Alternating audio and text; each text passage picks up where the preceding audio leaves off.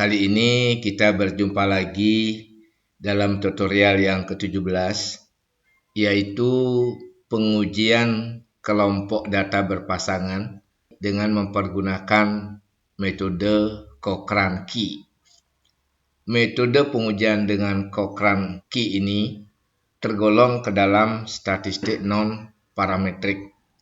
Metode ini digunakan untuk menguji perbedaan sejumlah kelompok data yang bersumber dari objek yang sama, sehingga dengan demikian disebut metode berpasangan. Nah, adik-adik, dalam hal ini saya akan memberikan sebuah contoh. Misalkan seorang peneliti ingin mengetahui perkembangan kinerja dari 15 karyawan perusahaan selama 3 bulan, yaitu dengan menerapkan 3 pendekatan kerja yang baru yang disebut dengan metode kerja A, metode kerja B, dan metode kerja C. Nah, adik-adik sekalian, data yang dikumpulkan adalah berupa data dikotomi, yaitu data perkembangan kinerja, itu yang diberikan nilai 1, dan data tidak berkembangnya kinerja, itu diberikan nilai 0. Nah, adik-adik sekalian, hasil pengumpulan data dari 15 karyawan tersebut ditunjukkan seperti nampak pada tabel pada layar. Nah, adik-adik sekalian, untuk menjawab daripada pertanyaan peneliti ini, maka berdasarkan data yang kita punya, kita akan lakukan pengujian dengan mempergunakan metode Cochrane Key. Pertama-tama, kita akan blok dulu data yang kita punya, lalu kita copy. Berikutnya kita pindah ke SPSS, kita masuk ke bagian data view, lalu kita klik di sini, lalu kita paste. Nah, adik-adik sekalian, datanya sudah masuk. Lalu kita akan berpindah kepada bagian variable view. Di variable view, di baris pertama kita akan ketik metode A. Kemudian di baris kedua kita akan ketik metode B. Dan di bagian C kita akan ketik metode C. Nah, dengan demikian adik-adik, di data view ataupun di variable view, itu datanya sudah terisi. Yang kita lakukan sekarang adalah langsung melakukan analisis.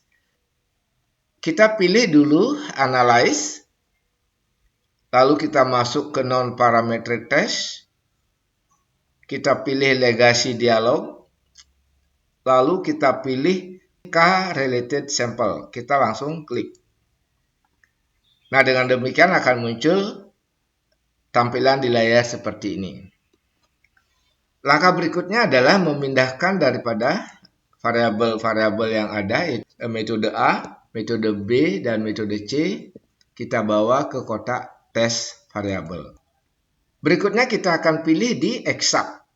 Di exact ini adik-adik kita memastikan apakah asymptotic only ini sudah dipilih atau belum.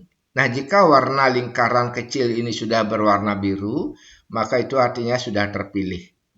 Kita langsung klik continue. Lalu berikutnya kita turun, kita akan pilih di statistik. Pada bagian statistik ini kita akan mencentang di bagian deskriptif. Lalu kita klik continue. Nah, adik-adik sekalian, lalu di bagian tes tipe, pastikan bahwa kita akan memilih Cochrane Key dan membatalkan pilihan pada Friedman. Nah, adik-adik sekalian, kita sudah batalkan di Friedman dan kita sudah memilih di Cochrane Key. Lanjut, kita akan mengklik OK. Nah, adik-adik sekalian, ini adalah tampilan dari hasil analisis dengan mempergunakan metode Cochrane Key.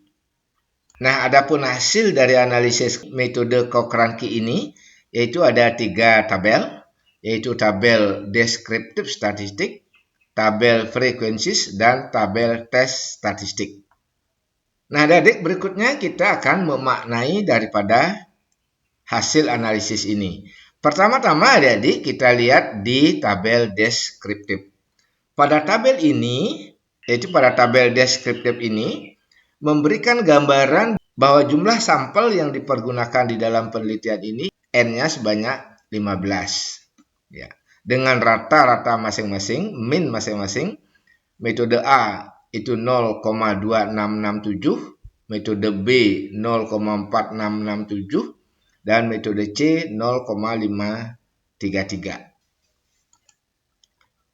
Selanjutnya kita akan perhatikan tabel yang kedua, yaitu tabel frekuensis. Pada tabel frekuensis ini menampilkan jumlah jawaban pada masing-masing metode, yaitu pada metode A ada 11 karyawan dinyatakan tidak meningkat, dan hanya 4 karyawan yang dinyatakan mengalami peningkatan. Lalu kemudian pada metode B ada 8 karyawan yang dinyatakan meningkat kinerjanya, dan ada 7 karyawan yang kinerjanya dinyatakan tidak meningkat. Kemudian dengan metode C, itu ada 7 karyawan yang dinyatakan tidak meningkat kinerjanya, sementara ada 8 karyawan yang kinerjanya dinyatakan meningkat. Nah, adik-adik sekalian, apakah kondisi ini dapat dinyatakan sebagai kondisi yang berbeda secara signifikan atau tidak secara statistik? Maka untuk itu, adik-adik, mari kita perhatikan lagi satu tabel, yaitu di tabel tes statistik. Pada tabel statistik tes, adik-adik, ini nampak bahwa nilai asymptotic significance itu adalah sebesar 0,338. Di mana nilai ini lebih besar dari 0,05 atau tidak signifikan pada level 5%.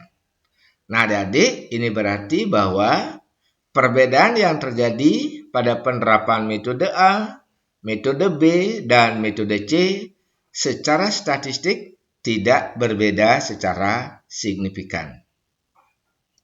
Nah, adik-adik sekalian, jadi demikianlah peragaan penggunaan program aplikasi SPSS atau PASW dalam menguji K-sampel berpasangan dengan menggunakan metode Cochrane-Key. Adik-adik sekalian, semoga adik-adik semua dapat mengikuti dan mampu memahami langkah-langkah pengujian dengan baik, adik-adik. Sampai di sini dulu, adik-adik. Terima kasih atas perhatiannya dan sampai jumpa pada tutorial-tutorial berikutnya.